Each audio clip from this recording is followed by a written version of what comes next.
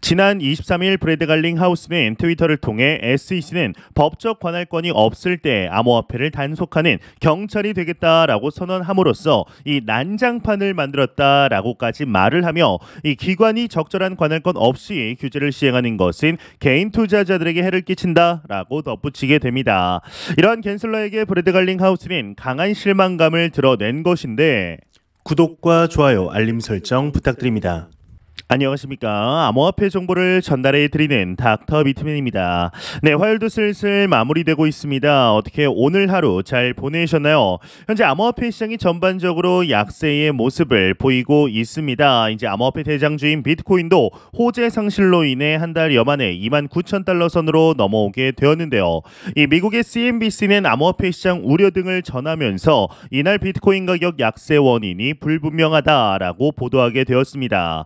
네, 현재 비트코인 가격이 일주일 넘게 좁은 범위 내에서 변동을 거듭하고 있죠. 현지 시간으로 오는 26일 7월 연방공개시장위원회 즉 FOMC 정례회의 종료 때까지 이러한 흐름이 이어질 것으로 보이는데요.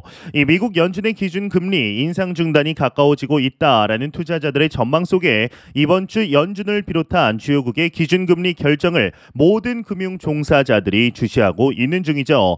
이 7월 FOMC 회의를 기점으로 가격 변동의 큰 지각 변동이 일어날 것으로 보이는데 이러한 흐름 속에 계속해서 커져가는 지정학적 위기 속 월가의 대형 투자은행이죠. 이 JP 모건의 경우는 미중 갈등 속 전 세계 탈달러 위기를 지적하였습니다. 이 블룸버그는 JP 모건 분석가들을 인용해서 이 JP 모건이 미중 갈등으로 인한 달러의 권위 지위 상실을 강조했다라고 보도하였는데요.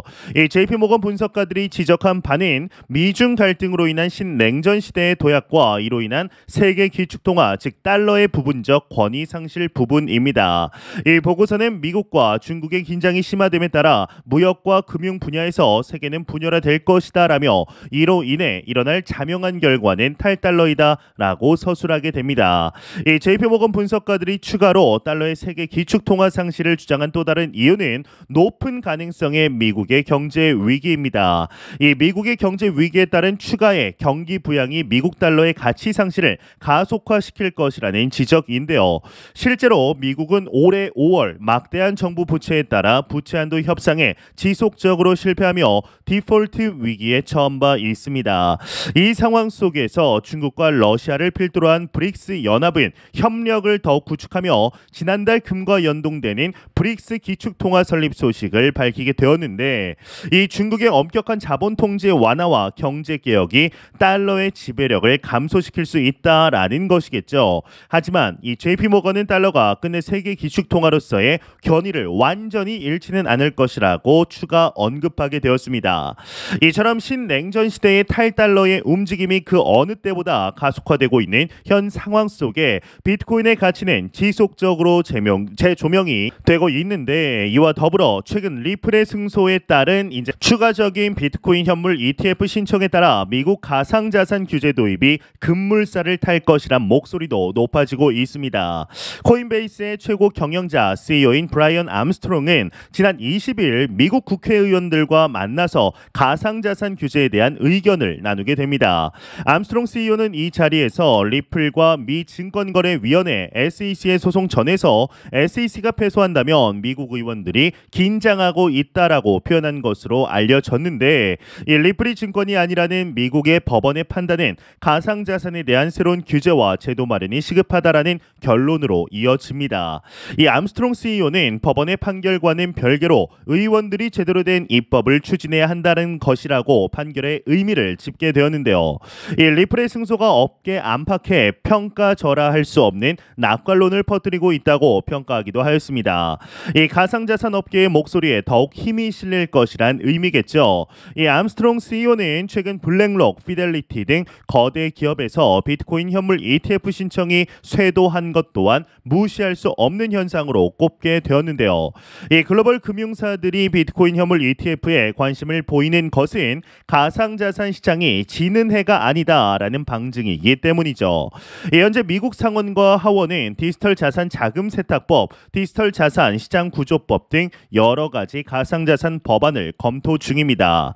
이제 이와 더불어서 리플의 CEO이죠. 브래드 갈링하우스의 경우는 정부는 SEC를 정확히 정조준해 맹비난에 나서게 됩니다. 난장판이다라는 이제 원색적인 단어까지 등장을 하였는데 지난 23일 브래드 갈링하우스는 트위터를 통해 SEC는 법적 관할권이 없을 때 가상자산을 단속하는 경찰이 되겠다라고 선언함으로써 이 난장판을 만들었다라고 말하며 기관이 적절한 관할권 없이 규제를 시행하는 것은 개인 투자자들에게 해를 끼친다라고 덧붙이게 됩니다.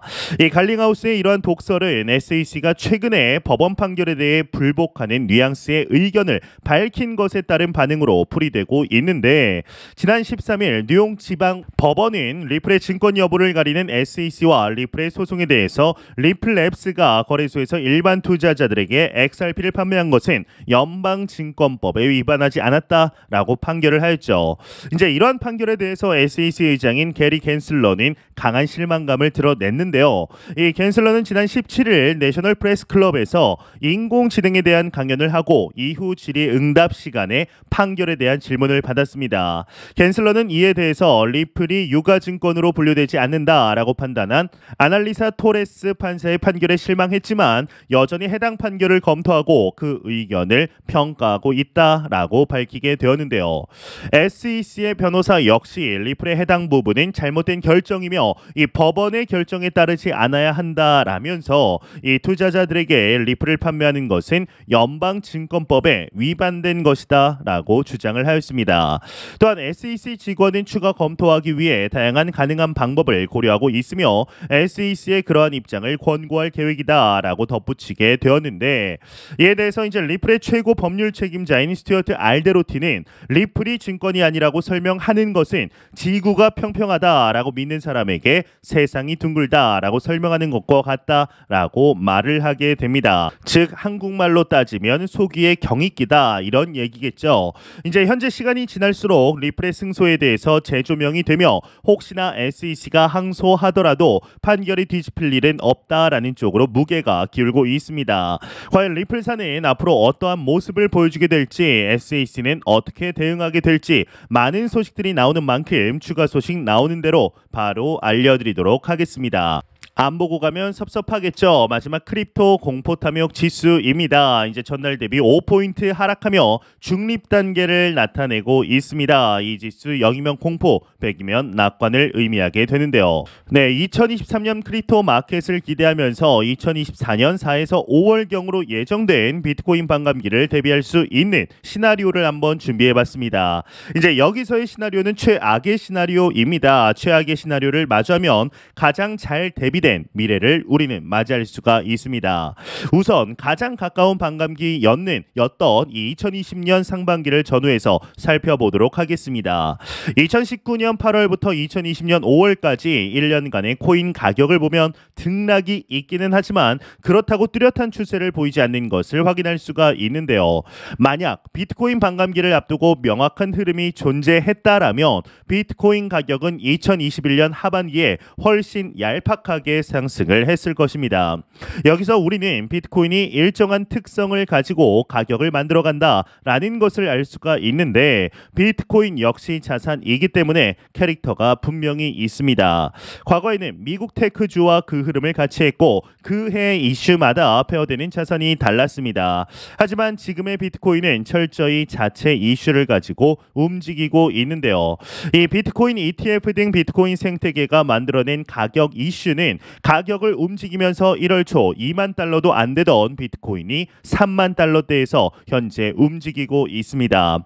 만약 2019년 8월에서 2020년 8월 1년간 비트코인을 매매했다면 어떻게 됐을까요? 이 수수료만 거래소에 내고 큰 수익을 보지 못했을 것입니다.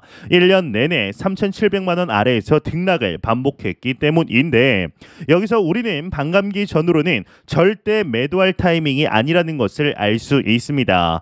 그럼 이제 다시 타임라인을 2020년 8월부터 2021년 8월까지로 가져가 보게 되면 그러면 이번에는 비트코인이 2배 이상 상승을 했습니다. 2차 불장이 온 것이죠. 비트코인 가격의 본격적인 상승은 2020년 12월 중순부터였습니다. 그러니까 반감기가 끝나고 7에서 8개월째부터 상승을 시작했다라는 이야기가 되는데요.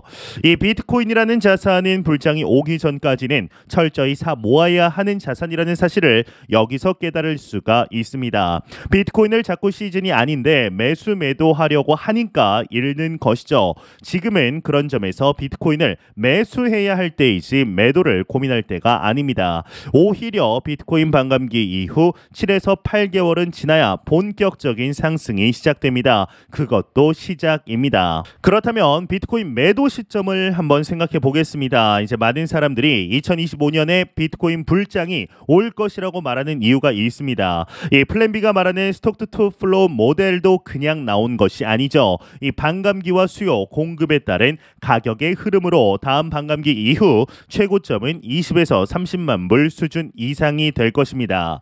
스톡 투 플로우 모델을 보면 50만 불도 가능할 것 같지만 비트코인 가격은 예측치에 미치지 못하는 수준에서 하락했습니다.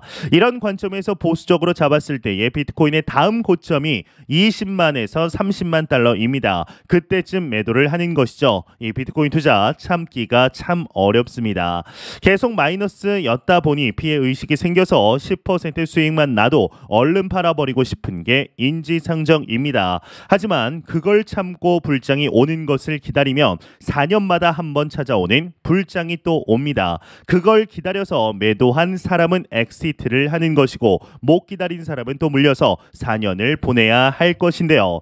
네, 현재 우리는 너무나 좋은 시기에 크립토 마켓 실제적인 투자 진행하고 있습니다. 제가 매 영상 입이 아프도록 말씀드리지만 절대로 단기적인 시각으로 이 시장 바라보지 마시고 장기적인 시각으로 또한 오랜 시간 동안 함께 할 수 있는 여유 자금을 통하여 투자를 진행하시길 진심으로 바래 보도록 하겠습니다.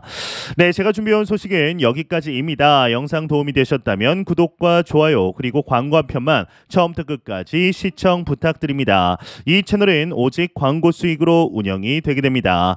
항상 영상 시청해 주시는 시청자분들, 구독자분들 너무나 감사드립니다. 오늘 남은 시간 잘 마무리하시길 바라면서 저는 더욱 도움이 되는 영상으로 찾아뵙도록 하겠습니다. 지금까지 닥터 비트맨이었습니다. 감사합니다.